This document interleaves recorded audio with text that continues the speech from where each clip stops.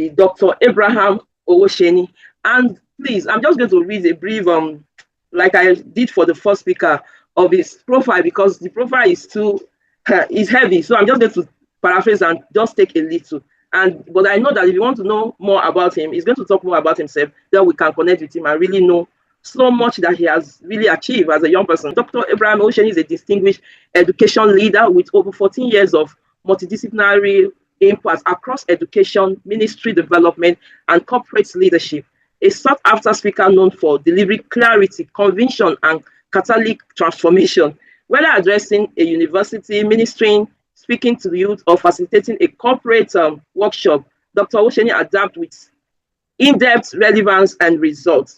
Dr. Owoseni has delivered sessions at several universities, including Covenant University, Christland, the University of Lagos, the University of Benin, Bangkok, and so on, delivering impactful workshop. So this morning, like I said, his profile is long, very, very long, honestly.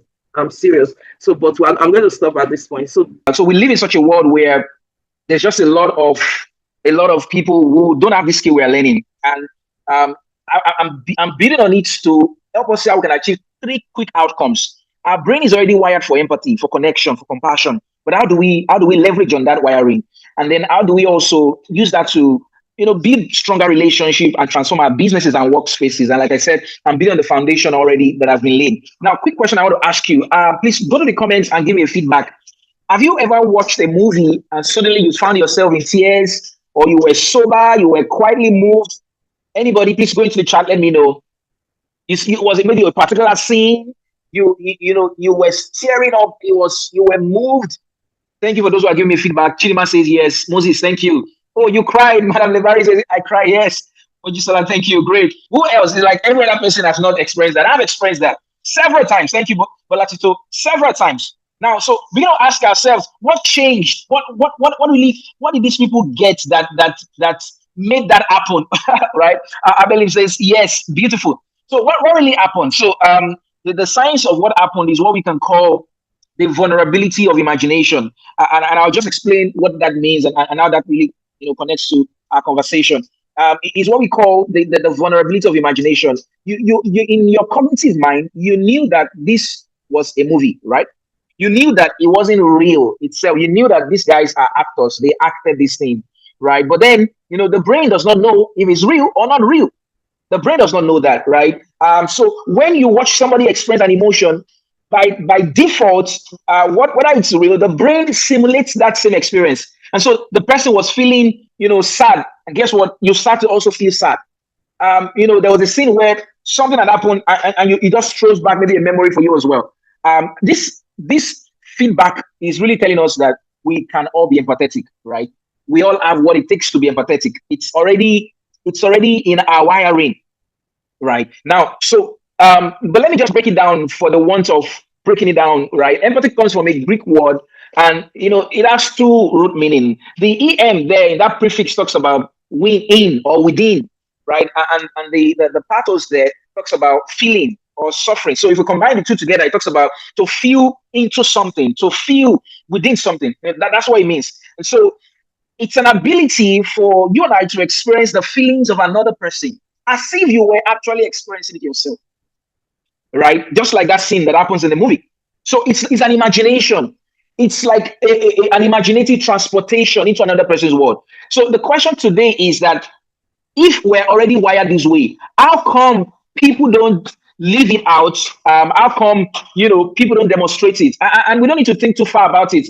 The way the brain works is that the brain, there's a principle in neuroscience that says how you do one thing is how you do everything. And so there's a principle that says that after you begin to act in a particular way, the brain takes that as your new reality. So why do you think there are robbers today? Why do you think there are, assassinators today? Why do you think there are all the various evils we see today? World today? These people were not so. When they were born, science says they were like a tabula rasa. Their mind was so clean, no evil inside. But after the first time they did it, the second time, the third, the fourth, the fifth, the brain say, "Oh, this is now your reality. I understand it now. You are evil. I understand it now. Oh, this is now your new map of the world."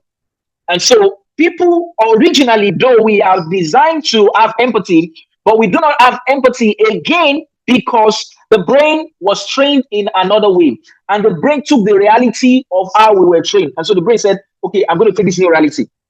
That's the unfortunate thing that has happened. And we're trying to see, can we do some form of rewiring in today's world? What can we do? How can we get back to that clean state that it was? Some people say, oh, empathy or even the broader field, emotional intelligence is a soft skill. Well, I bet you disagree. It's not a soft skill. There is nothing soft about it. It's a hard skill, if we can use that, because it's already wired into us, right? And just like I said right now. So think about it.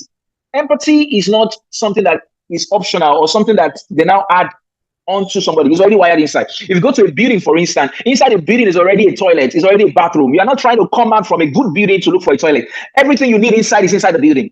So empathy has already been wired into our core architecture as humans. We only need to learn how to leverage that capacity. So we call it the empathy cycles, right? And just the way, the plumbing system of the house, for instance, they've put in the pipes into the building. It's the same way the cycles for empathy is already inside of us. I don't need to go out of myself to be empathetic. It's already part of me. It's already part of me. And there are three key parts I'll just quickly layer on. The first is what is called the insula. This is like our emotional antenna. And so like a satellite dish, what the insula does is that it picks signals and converts them into images and sounds.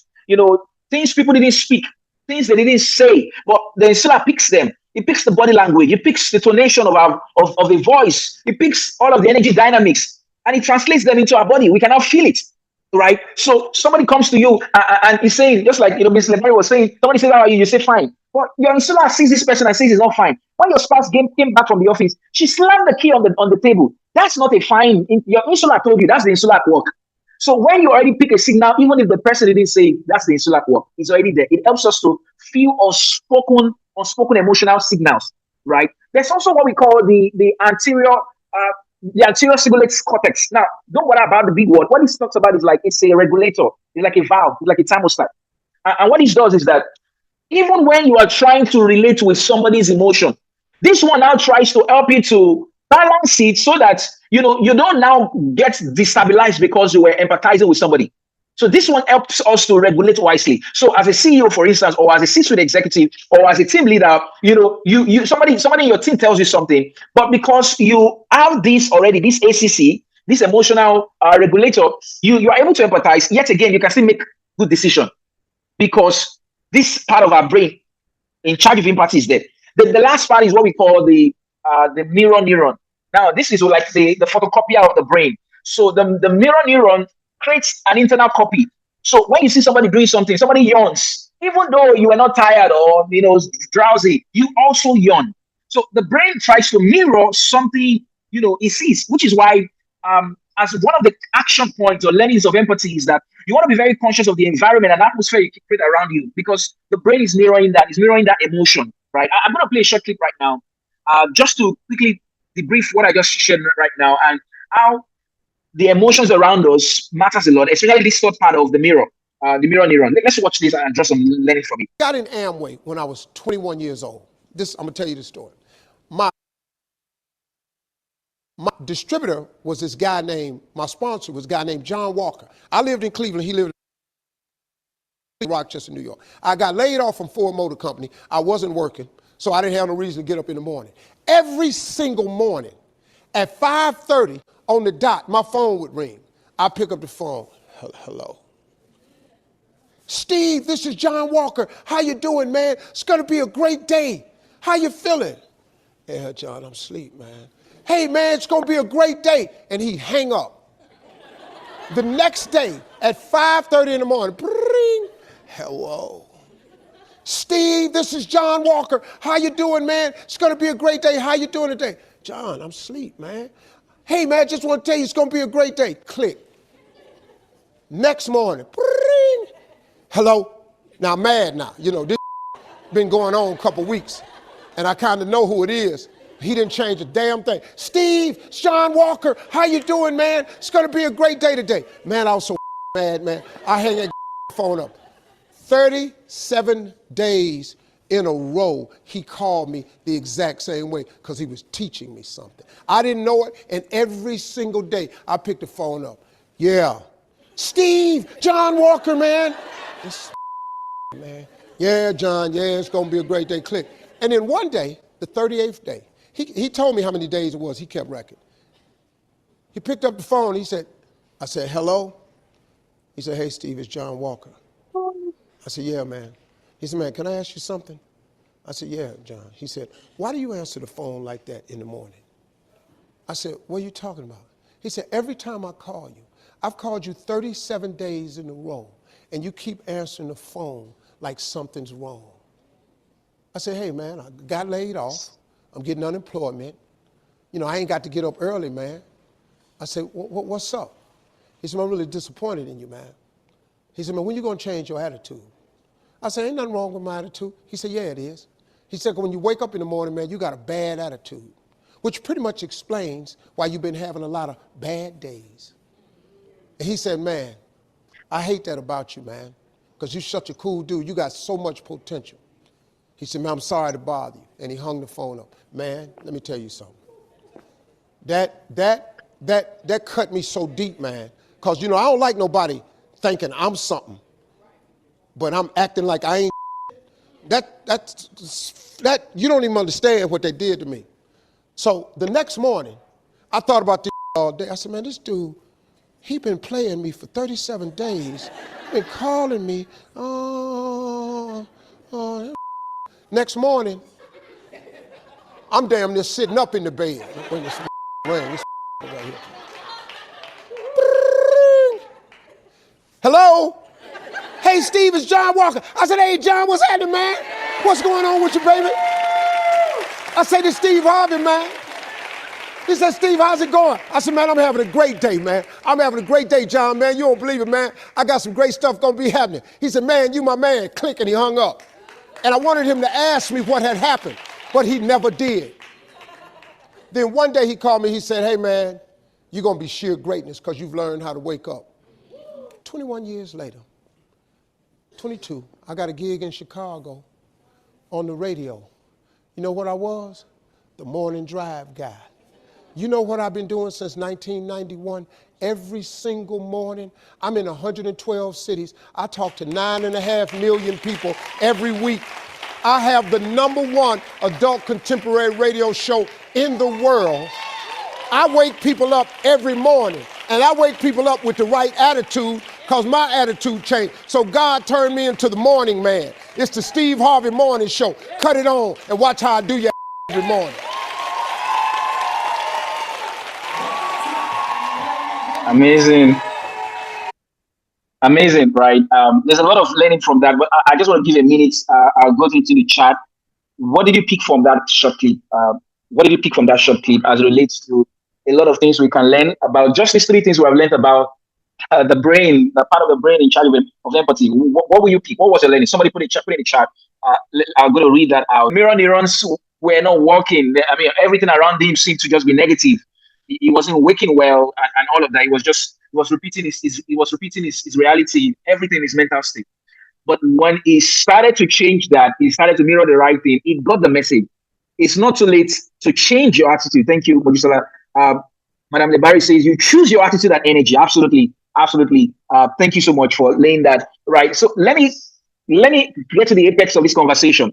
Olufumilayo says right energy at the right time. Absolutely. Now let's layer this together. 3 quick things I'm going to share on right now, and based on the 3 things we know about the part of our brain in charge of empathy, how does that affect our daily lives? The first thing I'm talking about is empathy and connection, and then I also talk about communication, and I'll just close up with leadership. Thank you. Boluwatuto says your perception becomes your reality. Absolutely. Your morning attitude, Moses says, project what happens in your day. Absolutely. Thank you so much for those sharing their thought there. Let me start with empathy and communication. So, I mean, there's been a lot of body of work around the fact that as human beings, we have 3 dominant styles of our learning, or as it were, of our interaction. There are people who are visual in nature. There are people who are auditory in nature, and there are people who are kinesthetic in nature. There could be a few others, but these are the 3 most predominant ones. Now, what this applies is that based on our own understanding of empathy, right?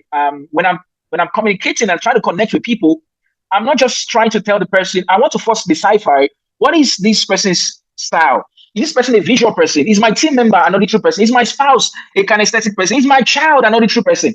so that way I can connect directly. For instance, if this person is a visual person, my communications will make use of words like, do you see what I mean? Because they need to see it. If this person is more of an auditory person, my conversation will be more around, does this sound right to you? Sound.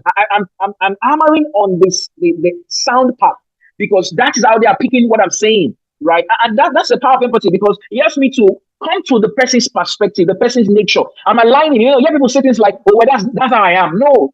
Empathy says you want to respect how another person is and come to that person's level so that you can have a win-win in connecting with them. Kinesthetic says you want to begin to converse around saying things like, how do you feel about this? So they are more of, they want to connect, they want to feel, they want to touch. How do you feel about this? Oh, well, I feel this is something we should do. This is a project we should start. Well, this doesn't sound right to me. I mean, when you think about this, there are people we communicate with. If you want to take an inventory right now, just think about it. 3 people who are closest to you in your cycle of influence in the office, look at how they speak. Just take a guess right now. This person has always used the word, oh, this sounds right, sound. This person has always said, oh, okay, I see what you're saying now. This person has said, it doesn't feel right. Now you know where they are. This learning now says, apply this right now. Going forward, leverage more on this superpower. This is the superpower we have found right now in connecting more with them. When you are not there, they will say things like, oh, Mrs. A understands me better than Mrs. B. Oh, Mr. C understands me better, because you have been able to mirror something that others don't understand. That's one. Now, also, one other thing we also learned is that if you want to understand people, you want to listen beyond their words, right? And enter into their world. That is empathy, right? So I remember this particular day I was having this training session. It was a physical event. And I just knew somebody, just a room class full of about 50 to 60 people. So I knew somebody I could almost see and have eye contact with almost everybody. Somebody was not connected to whatever I was saying. I just knew it. It was not something of a 5 milliseconds or a 10 minutes emotion. That emotion stayed through. So I knew something was wrong. I mean, so I tried to see if I could communicate with this person when I was done. So I made an approach and I said, basic things you say, how are you? But of course, how are you doesn't cut it. Definitely our response was fine. I knew she wasn't fine.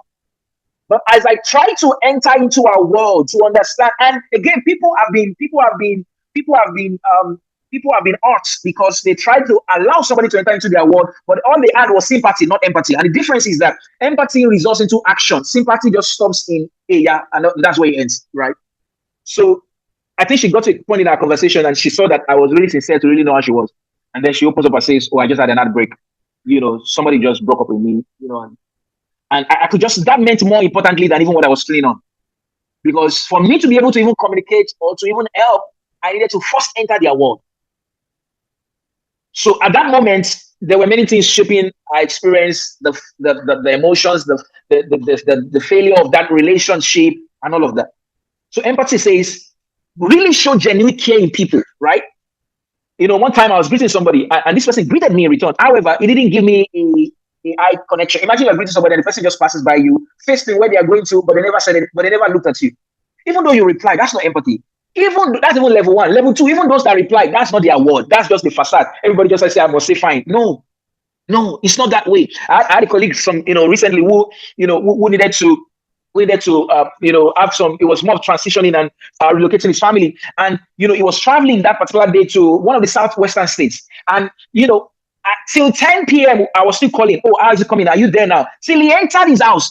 That was when I went to bed. He said, now I just entered my compound now. Empathy says you want to enter into people's world, right? And just to also mention this before I leave communication, the real work of communication is not speaking clearly, but understanding deeply. Look at it closely. It's not about the finesse of the speaking. It's about, do you understand people deeply? And the reason is because it's a game of language. Somebody said, oh, well, somebody used a particular word, but what they actually meant was not that word. So until I learn to listen beyond words, I will keep missing what people mean. Until I learn to listen beyond words, I will keep missing what people mean. So what does this mean? What's the action point for us here? Active listening. You're not trying to prepare your response. Just listen, soak it in. Don't interject people. Let them speak. Take your notes down. We have issues today in the corporate world because meetings take longer than the time they have allocated because everybody wants to speak immediately. Why not make a note that this person is speaking? Now, that way you're able to aggregate your thoughts and give them in a minute or two because you listen well. But everybody wants to speak immediately. Let it show that the one that understands what's happening. So we can apply empathy in communication. Now, let me come to leadership. In leadership this time around, and I'm going to focus on 3 sets of leaders: corporate leaders, business leaders, and political leaders. And I'll just take a cue from what Oprah Winfrey says. He says the most powerful thing we can do to solve problems in the world today is to have compassion and empathy for each other. Without it, we are doomed to repeat the mistakes of the past. Empathy and compassion and empathy, and the two ties together. So if you're a corporate leader, I want you to listen right now. If you're a business leader or a political leader, please listen right now. Let's get this value quickly. One quick concept I'm going to share to explain this connection with empathy and compassion is what I call the touching the feelings of infirmity. What does this mean? This means you want to understand an issue beyond, you want to feel the emotional weight of an issue. So if you are a CEO, for instance, a report gets to your table, and that report is very beautifully written. The statistics are there. It has the data. But with this skill you are mastering today, you are going to leave that report, or you are done digesting the report, great. You're not going to go further to confirm the reality of that data because you want to touch the feelings of the infirmity. What does the infirmity mean here? Infirmity does not just mean physical illness. It means places where people are vulnerable, there are weak areas, places where they are suffering. In a typical organizational hierarchy, the CEO, the managing partner, the managing director, the board are on the apex of the chart. Is that so? And so today's world, we find CEOs who just remain in the headquarters, in the glass house, in the corner offices. But they hardly come down to the line. They hardly come down to even see what is happening. They hardly even talk to people. They hardly send anonymous feedback. They hardly talk one-on-one with direct business beneficiaries and users. They just read reports. Was it Nokia? Nokia had a similar issue like that. Middle manager sends reports. Vice presidents like the reports. They never knew that they were already losing the market share because they felt the results still show that we're the leading market share. The other iOS is being designed. iOS was being designed. Operating Windows, we had iPhone was iOS was Android was being designed. They felt their own Symbian OS was the best thing that happened. But because all they were just stayed with was the data and statistics. So you want to go connect after you connect with your children, speak one-on-one, right? After you connect with your team members, do one-on-ones. A lot of organizations are doing one-on-ones right now. But you also want the one-on-one to not be necessarily technical or synthetic. You want to get the pulse of the thing, and you're not just looking, just like we learned from communication now, you're not just looking at what the person is saying, not just the words. You're looking for the meanings behind their words. This is a major game changer, right? And this approach will now help you to begin to do what we call bottom-up leadership, not top-down leadership. And that is where empathy is in action. You are being moved by the pain of others, and how does that inspire action?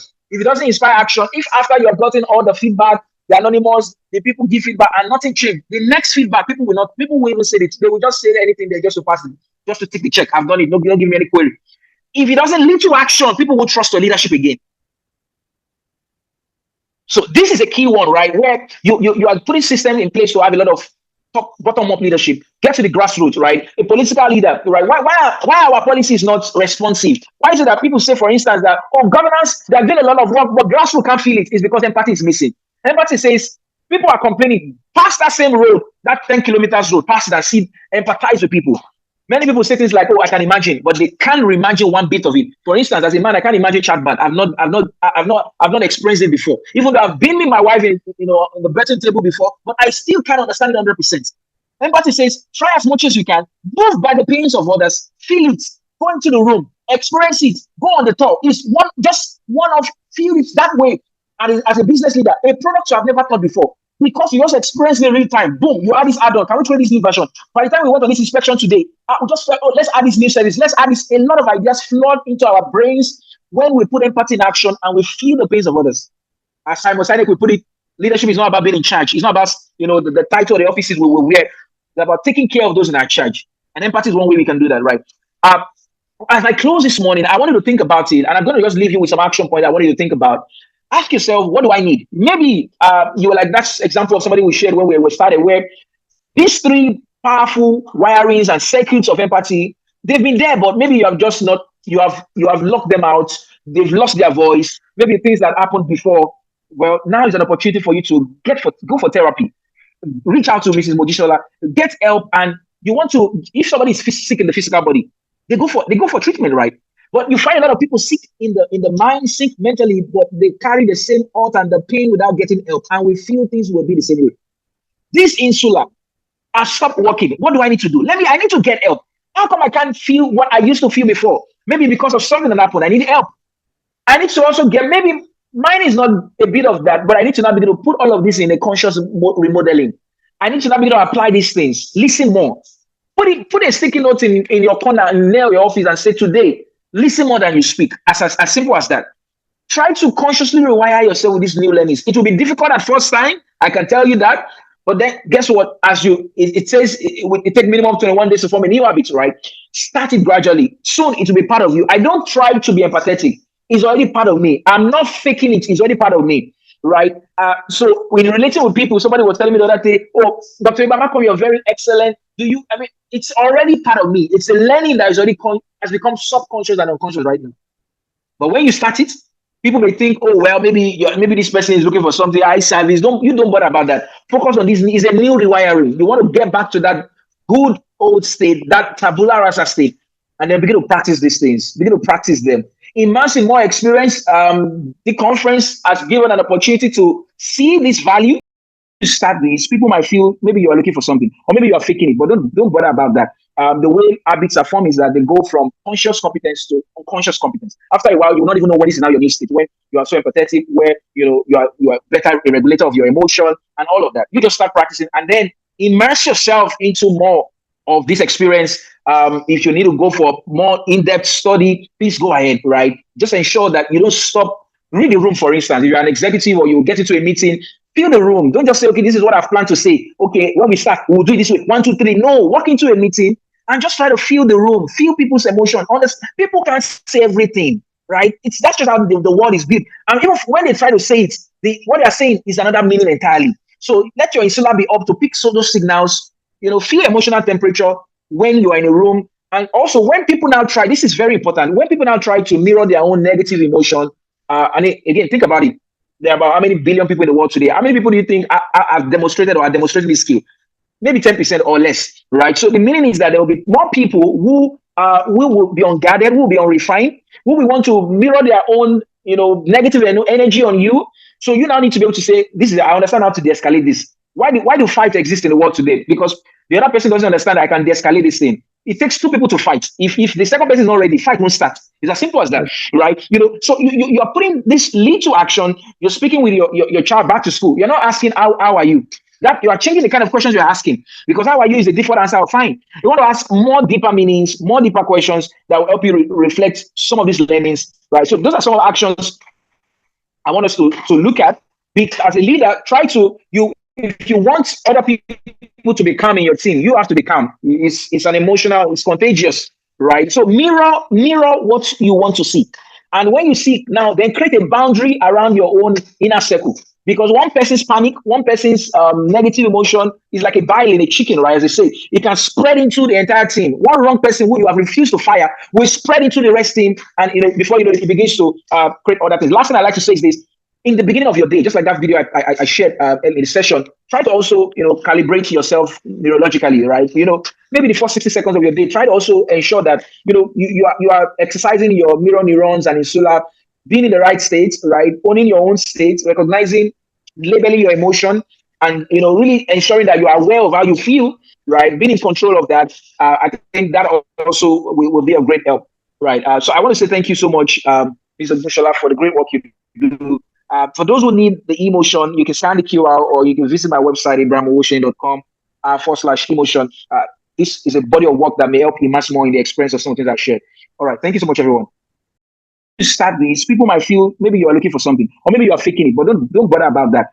The way habits are formed is that they go from conscious competence to unconscious competence. After a while, you will not even know what is now your new state. When you are so empathetic, where you are better a regulator of your emotion and all of that. You just start practicing and then immerse yourself into more of this experience. If you need to go for more in-depth study, please go ahead, right? Just ensure that you don't stop. Read the room, for instance. If you're an executive or you get into a meeting, fill the room.